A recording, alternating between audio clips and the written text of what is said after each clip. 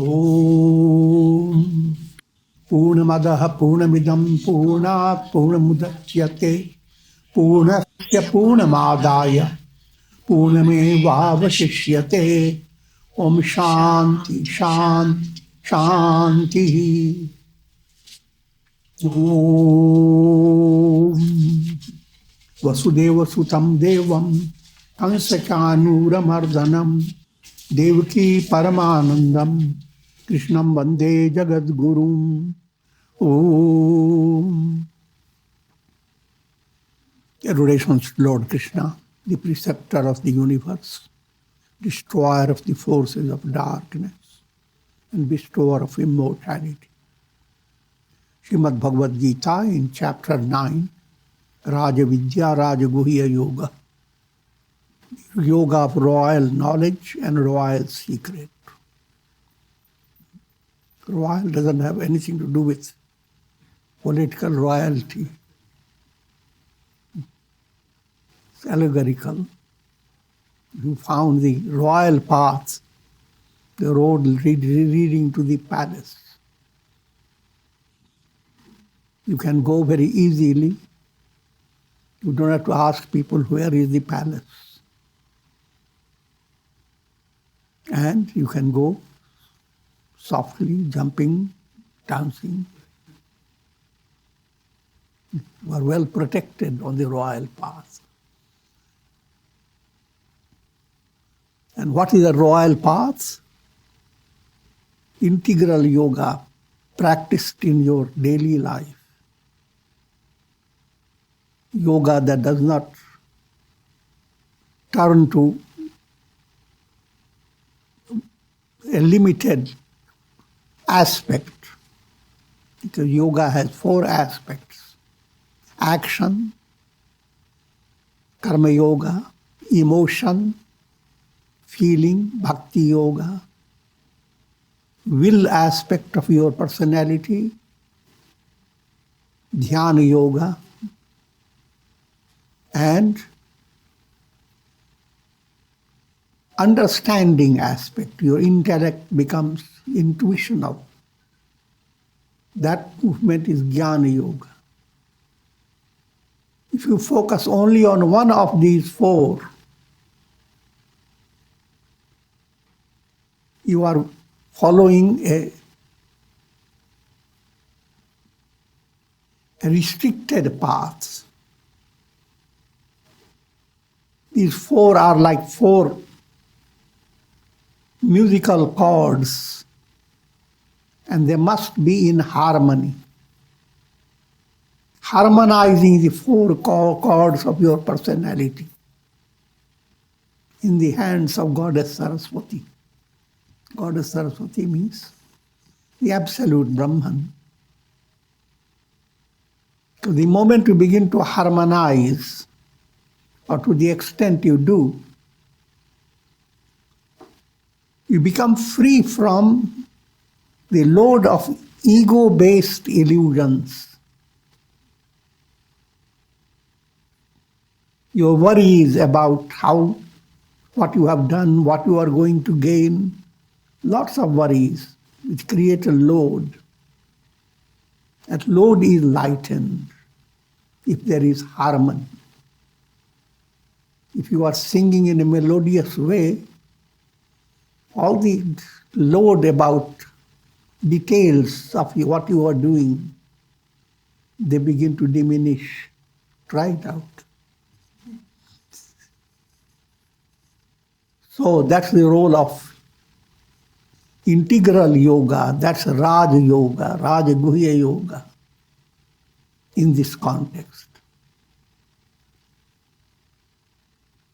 26th verse.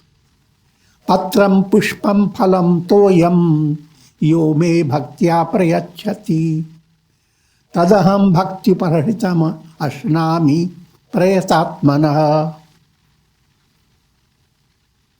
Whoever offers even a leaf or a flower or a fruit or just water with devotion to me, I accept that offering of love from my pure-hearted devotee. It's a very profound statement. First you are given allegorically, consider spiritual attainment.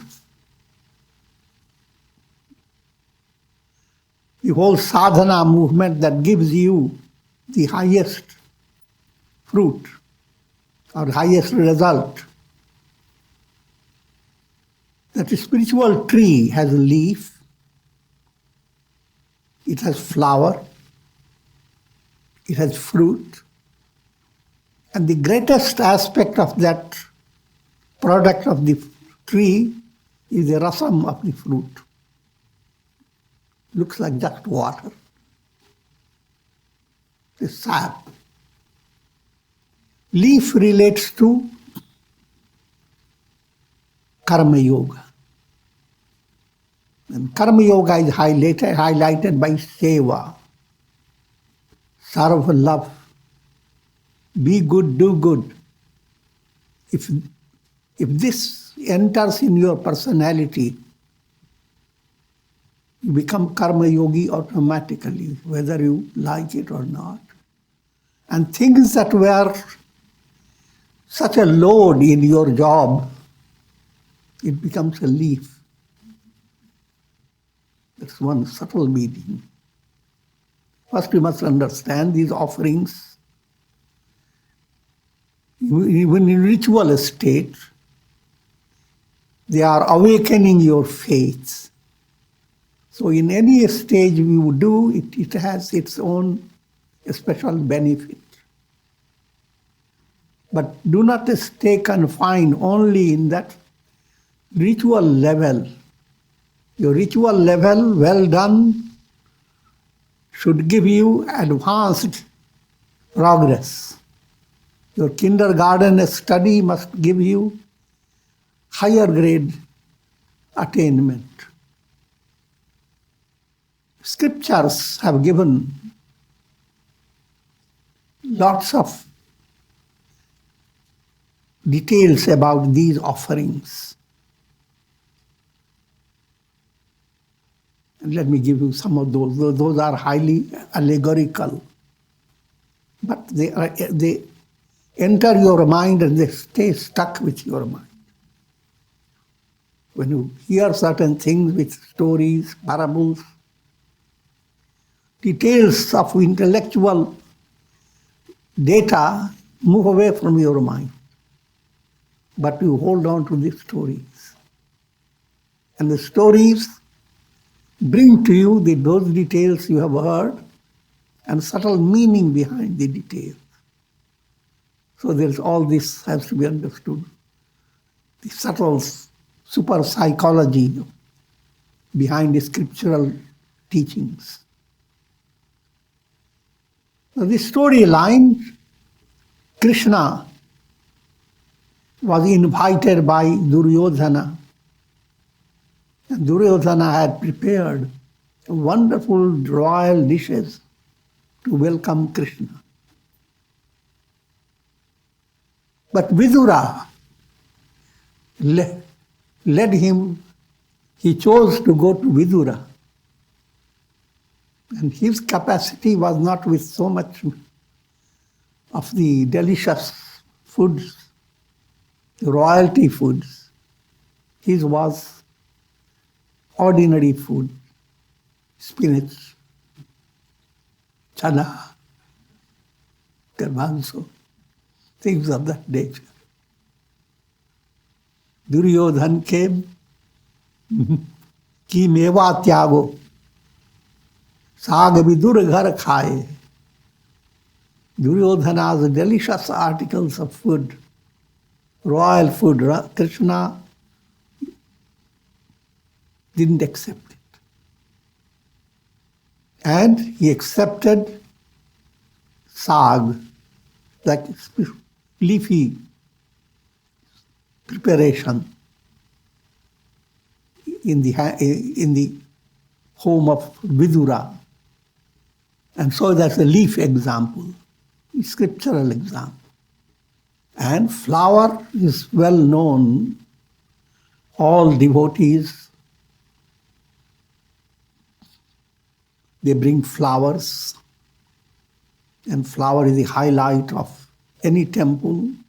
Whenever there is divine darshan, God shower flowers. The flower is well known. Fruit was offered by Shabari, bare fruits, plum fruits. And in order that Rama receives the most delicious, she tasted every fruit, put a tooth mark into it, and then kept it in her bag and threw away all others that didn't taste well.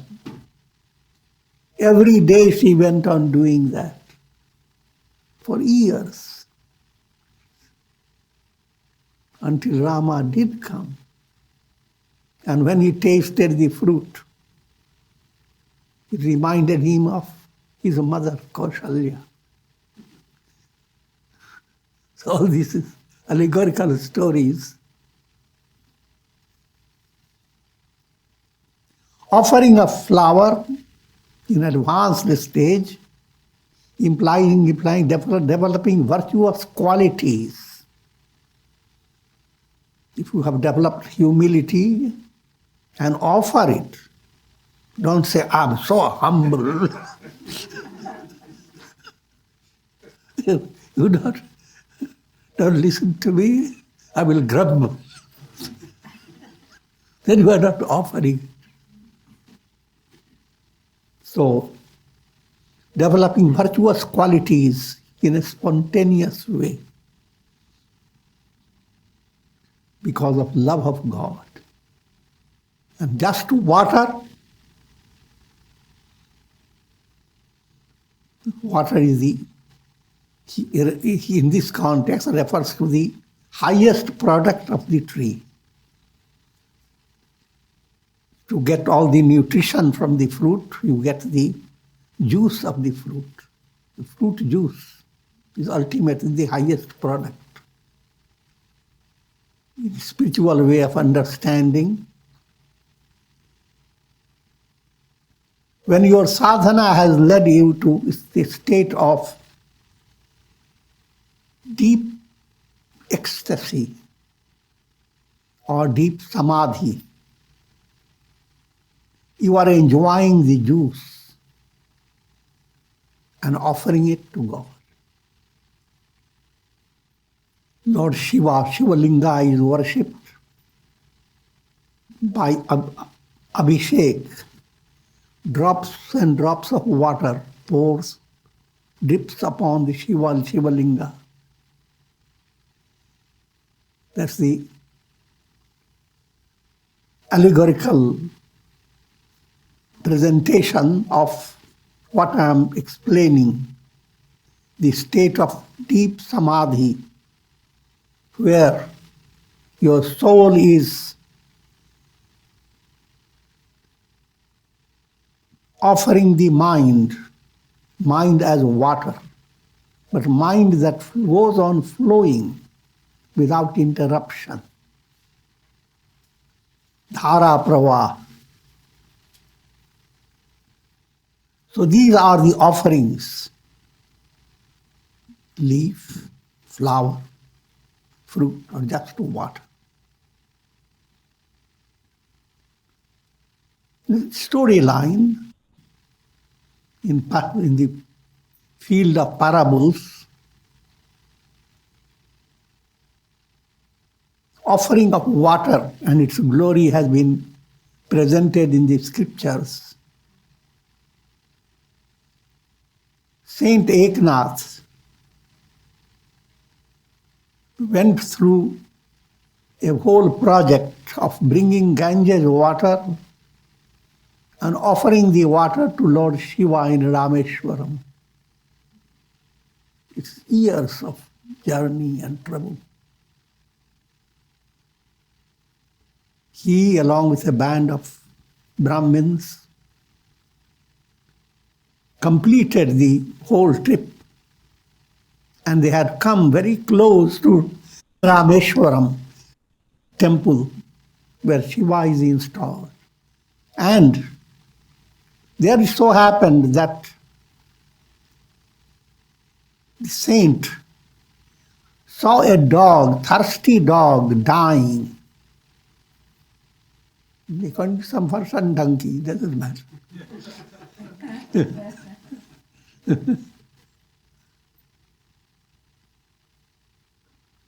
And he gave the water to that dying animal,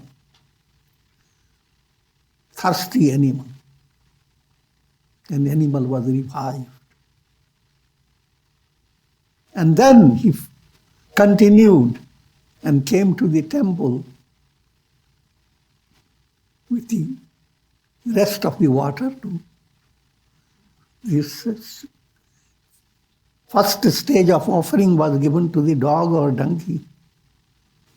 And now he is coming with a second rate offering to Lord Shiva.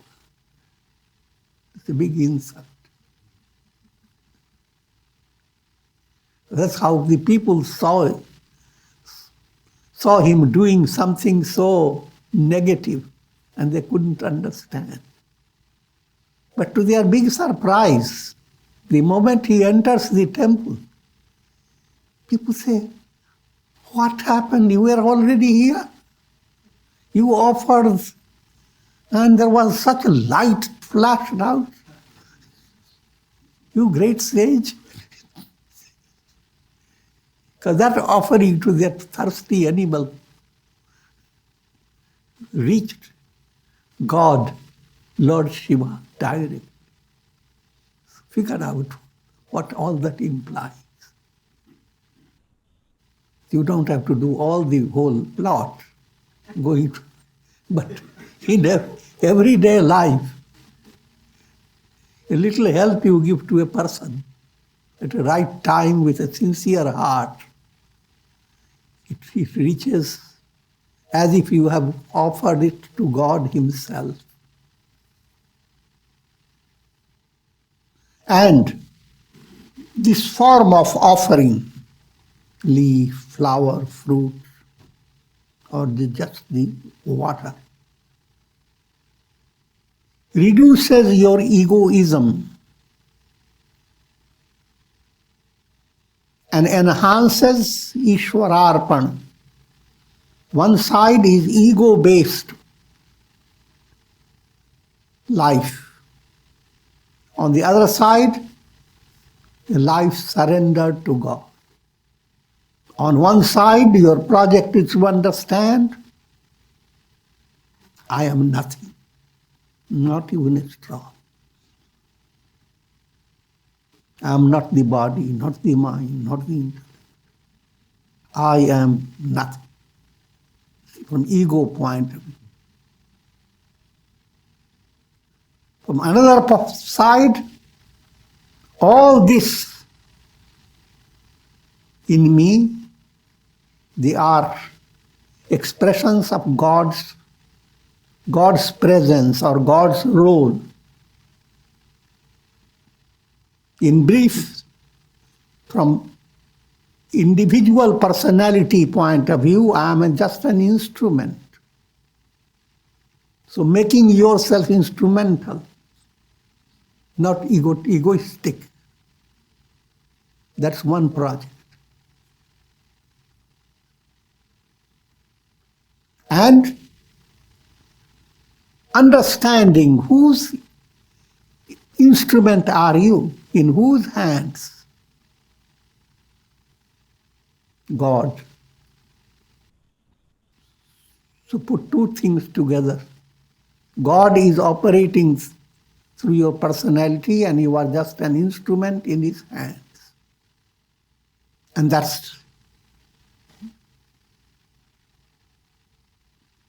what Sharanagati means, surrender to God. Two-aspected understanding. Yat karoshi yadash snasi yajjuhoshi dadasi tayat yat tat tapasyasi kaunteya tat kurushva madarpanam. O son of Kunti, whatever actions you perform, whatever you eat, whatever you offer as an oblation, whatever you give, and whatever austerity you practice, dedicate them all as an offering to me. This is a very profound statement. To turn your entire personality and your life into a stream of aradhana, into a stream of worship. Your life itself is the best offering. But it requires profound maturity in your mind to understand what religion means and what it means to practice religion, practice dharma. Yajna, dana, tapa. These are best ingredients of spiritual life. Yajna, in ritualistic way, yajna is pouring oblations into fire with different mantras to invoke different gods and receive blessings and many other details of yajna. Spiritual way, yajna is allowing negative qualities in you to be sacrificed and turn into positive. Anger is sacrificed into the fire of love. That's yajna. It brings transformation. So of many yajnas, jnana yajna is one of the best. That doesn't mean you shouldn't do other yajnas. Jnana yajna is like the blossoming state of yajna movement. Jnana yajna means promoting spiritual wisdom. People who lack spiritual understanding, enhancing the process of understanding, allowing people to develop sanamati by creating satsanga atmosphere, sharing your knowledge. The more you share, the more you are benefited by your knowledge. If spiritual knowledge is kept in your mind only as a PhD you have done in a particular subject, I'm joking, intellectually, then it is of very little benefit. So whatever action you perform, whatever you eat, whatever you offer as an oblation, put it in a very simple way to understand. Whatever you do, if you are facing a problem, if you are suffering from a malady and you are going after medicine to treat it, all this deeply related to your spiritual progress. All this is stream of worship of God. It flows on when you are when everything you live by is touched by spiritual value. Everything is viewed spiritual. You wash your teeth. Whose teeth you are washing? Ganesha's. I'm joking. Whom you are attending to. Your whole body is Shivalaya, is the divine residence. Devo Devalayo Prokto. His whole body is a temple. So, you may not suddenly go into that height, but gradual movement towards that height. And so you are converting day-to-day life, not from living a boring life, to a life that has a purpose. And being aware of purposeful life, even that awareness is in early stage, just few steps.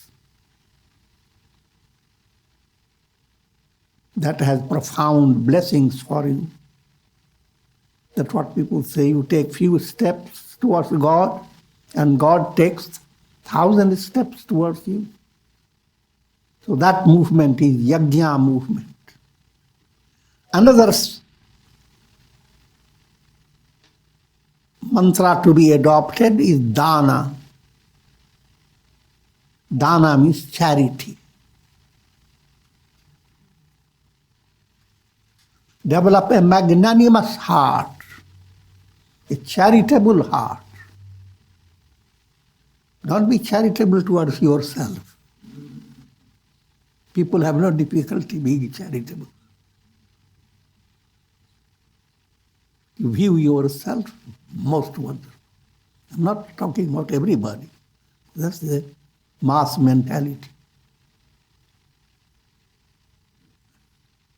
And the defects of others outshine before your eyes. But it shouldn't be so.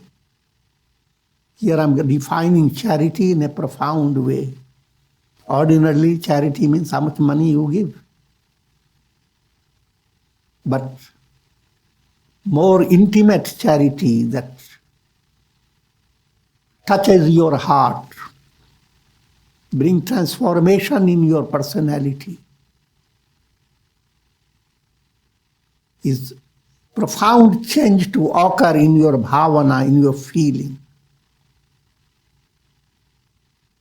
And deep in your heart, there must develop that type of awareness, as if you have enshrined God within your heart.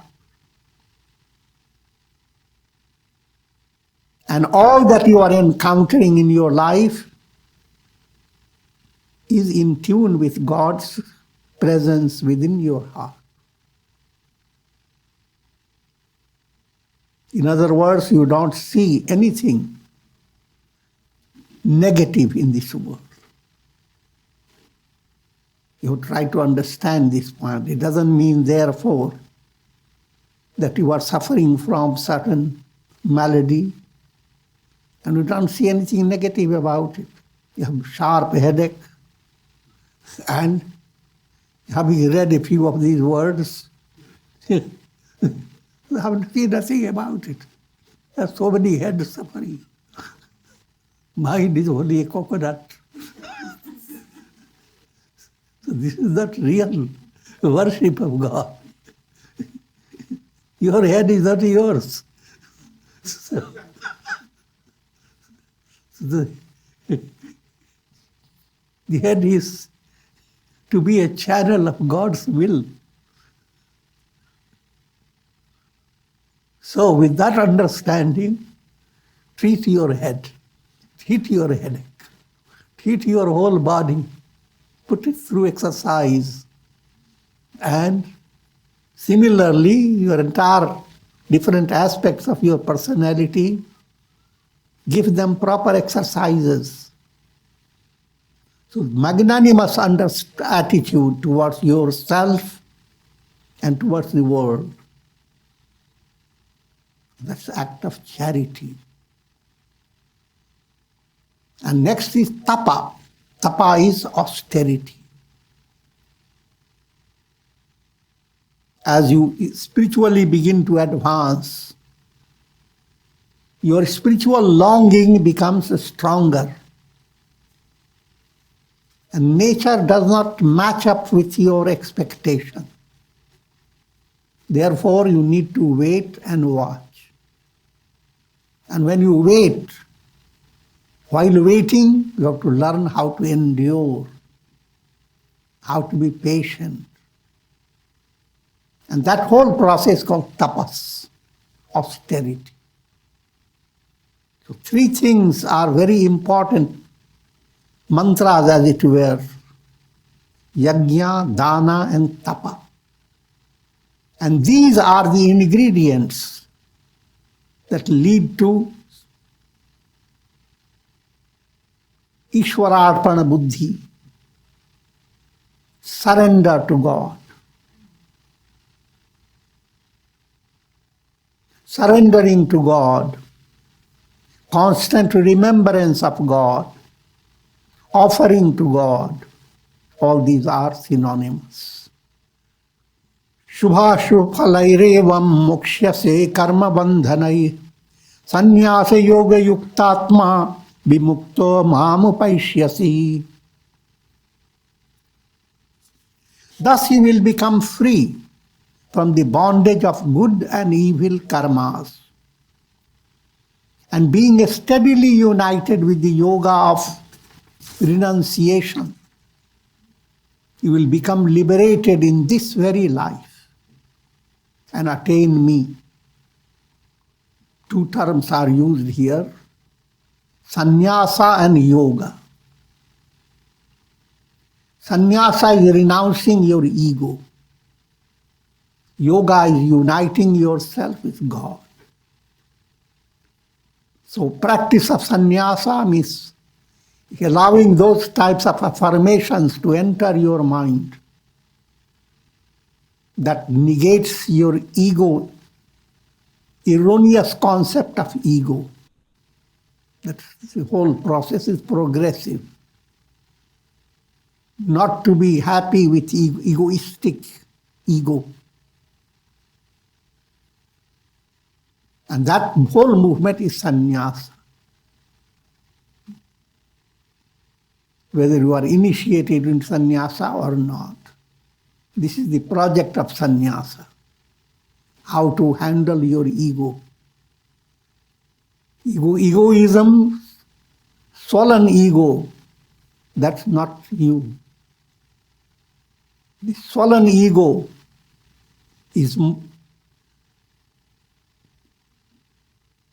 relates itself to 3 planes: physical, practical reality, sentimental reality of your heart, and your understanding. The 3 lokas, they have been drawn to your egoism. But these 3 lokas continue to change as your egoism gets sublimated to humility. Therefore, in scriptures, whenever you see any divine project is winning, suddenly the drama shows lokas, all of them are vibrating, shaking up. But I'm just giving you color about it. But the basic point, that all the 3 planes in your personality begin to change. To what extent? That's in the divine hands. That attention that is in divine hands, how that should all change. That's a yoga movement, placing it in the hands of God. From your side, from egoistic side, renouncing your ego. Separating karma from yourself is sannyasa. Separating karma, how do you separate it? By developing that insight, I am not the doer. And I'm not the enjoyer. and uniting karma with God, then who is doing through you? Who is enjoying through you? God. If you are practicing this, you are practicing sannyasa yoga. Sannyasa plus yoga. And the goal of every individual is to attain moksha. Karma bandhan, bonded with karma. Bhava chakra, more extended understanding. Mala, vikshepa and avarana. If soul is trapped by these three knots of the heart, gross impurities, vasana level envenomed with kleshas, afflictions, and the sole source of all the kleshas is avidya, ignorance. So ignorance, mental distraction, and impurities, gross impurities of the mind. Mala, vikshepa, avarana. As long as you are trapped by these three, you continue to experience the repeated cycle of birth and death. And that's called karma bandhan. From karma bandhan, attain moksha, liberation. In order to do that, all the three aspects are led to a process of transformation. Karma becomes karma yoga for removing your mala, gross impurities. The more karma yoga, which I have already explained, when you begin to view all your actions as relating to God, then you do not let anger, hate stay in your personality. Malas begin to dwindle. Likewise, your vasanas, subtle impressions, they undergo great changes. And ultimately, avarana, the veil of ignorance, is removed by enlightened vision. I am not this. The real I am is nothing but God Himself. Samoham sarvabhuteshu name ish deshyo Yeshostina priya ye bhajanti tumam bhaktya mayi te teshu chapyaham. I am equally present in all beings. To me, none is hateful, none is dear. But those who worship me with devotion, I am in them and they are in me. Now, subtle point. God is not a distant personality that you have to be drawn to Him by His love. God is your essential nature. Therefore, first to understand, your self-effort is important for attaining liberation. To give it easy understanding, all souls are like reflected suns, but reflected suns in different jars of water. They are in different conditions. That jar of water where water has become clear, there the reflected sun is as if looking at the sun, and the sun is as if looking at the reflected sun. They have fallen in love. Reason in love. So that type of relation God has with souls.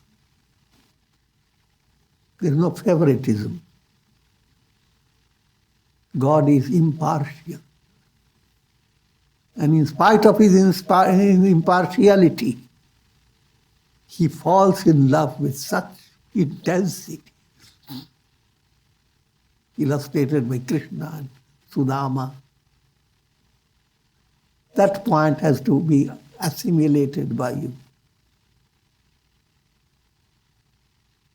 God is equally present. No one is hateful. Never should you hold the idea that I have committed so many mistakes. How can God forgive me? He must hate me. Because can hold secrets from others, but can't hold secret from him. Don't think that way.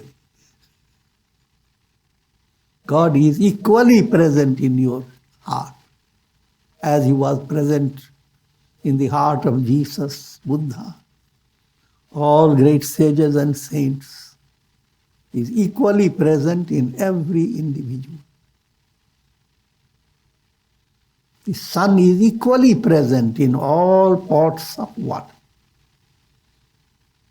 But it is for you, for every soul, to develop that spiritual awakening by purushartha. Purushartha, self-effort, which harmonizes the four aspects in your daily life. Integral yoga, practice of integral yoga. Those who worship me with devotion. Worship me with devotion means practicing integral yoga. Karma, bhakti, dhyana, jnana. Devotion is a highlighted aspect of these 4 points. Because things become secure when your heart agrees. When your heart doesn't agree, things are painful and stressful. So when your sadhana brings a flavor of devotion to God, when bhakti is being highlighted, when you begin to love your prayer, your acts of surrendering to God, vinati, different types of stotras that you recite, or all these are so many ways of trying to explain to you the role of devotion. So when devotion begins to advance, devotion is the quality of your heart. And real devotion is love of God that automatically draws your soul towards himself, as it were. Those who worship me with devotion, I am in them. In the beginning, devotion gives an idea in your mind that God is so distant from you. Go on looking for this pilgrimage, that pilgrimage, wait for that festivity or that vrata. As you advance further, God is closer than your own heart is for you. God is your inner essence. And your own personality is the best of all tirthas and all temples. Quickly I have said it, but it's something to be kept as an ideal in your life. And with this I'm going to. Om Ram Ram Ram Ram Ram Ram Ram Om Om Namah Shivaya Om Namah Shivaya Om Om Shri Krishnaya Namah Om Shri Krishnaya Namah Om. And prayer for Karunamaya Ras grace of God over all of you with the blessings of Shakti, Bhakti and Mukti. When these three blessings blend together, your life becomes a stream of adoration to God. That's the real meaning of worship, not worship. Om Triambakam Yajamahe Sugandhim Pushti Vardhanam Urvarukma Bandhana Mrityor Mukhyamamritat Om Sarve Bhavantu Sukhina Sarve Santu Niramaya Sarve Bhadrani Pashyantu Ma Kashchid Dukha Bhag Bhavet Om Shanti Shanti Shanti. Hari Om Tat.